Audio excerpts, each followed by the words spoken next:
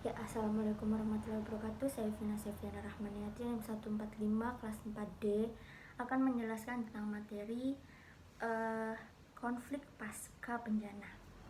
Secara umum, dalam masyarakat pasca bencana, konflik yang muncul adalah konflik vertikal antara pihak pemerintah dengan masyarakat yang menjadi korban gempa bumi. Permasalahan yang menjadi penyebab konflik berupa konflik mengenai bantuan kemanusiaan, baik berupa uang maupun barang. Konflik pasca bencana yaitu satu, banyak kasus, banyak tidak. Bencana tidak hanya berdampak pada korban dan psikologis, tetapi juga memiliki dampak pada struktur sosial. Mulai dari bencana tsunami, banjir di Jakarta, gunung meletus, kabut asap di Riau, dan sebagainya. Yang ketiga, mulai dari konflik sosial hingga konflik ekonomi. Situasi bencana yaitu yang ke-1, situasi yang rawan. Yang kedua, situasi yang dapat dimanfaatkan oleh kepentingan tertentu, situasi yang mengancam, dan yang terakhir, situasi yang mudah tersulut emosi. Adapun situasi pasca bencana, yang ke-1, konflik mudah tersulut saat bantuan terlambat datang. Yang kedua, banyak orang merasakan ketidakadilan dalam pemberian bantuan. Yang ketiga, hampir sebagian orang memikirkan diri sendiri. Yang keempat, kebijakan darurat pasca bencana dapat dimanfaatkan oleh oknum. Yang kelima, mudah percaya berita hoaks. Konflik-konfliknya yaitu ada 1, kondisi bencana dapat mempengaruhi stabilitas ekonomi dan politik, berpotensi untuk meningkatkan skala konflik. Yang kedua, bencana alam juga mempengaruhi struktur sosial masyarakat. Yang ketiga, bencana alam juga mempengaruhi stabilitas keamanan. Sifat konflik itu merupakan atau menguatkan atau merenggangkan penyaluran bencana. Yang ke-1, beberapa kasus dana penyaluran bencana disalahgunakan dan dimanfaatkan untuk kepentingan-kepentingan tertentu.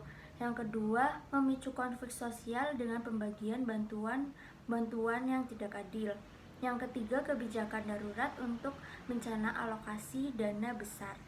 Langkah yang dilakukan dalam upaya penanganan dampak sosial psikologis korban bencana Merapi antara lain ada advokasi, yaitu melindungi dan mengupayakan kepastian mengenai pemenuhan kebutuhan dasar pengungsi secara layak dan memadai. Yang kedua, intervensi keluarga pengungsi yang kehilangan kepala keluarganya perlu mendapatkan pelayanan khusus karena barangkali seorang istri atau ibu harus mengambil alih tanggung jawab sebagai kepala keluarga sekaligus pencari nafkah.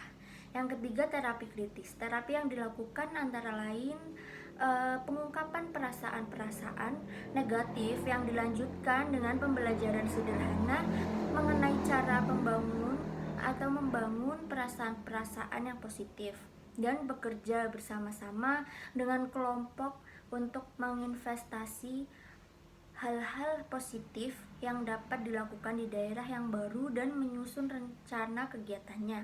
Yang keempat, membangun partisipasi pengungsi perlu dilibatkan dalam berbagai kegiatan di barak-barak pengungsian untuk mengalihkan perasaan-perasaan kontraproduktif. Yang terakhir, ada mediasi dan fasilitasi relokasi dengan penyuluhan terhadap masyarakat di daerah tujuan yang baru agar dapat menerima kehadiran para pengungsi yang direlokasi ke daerah mereka. Ya, sekian dari saya. Terima kasih. Wassalamualaikum warahmatullahi wabarakatuh.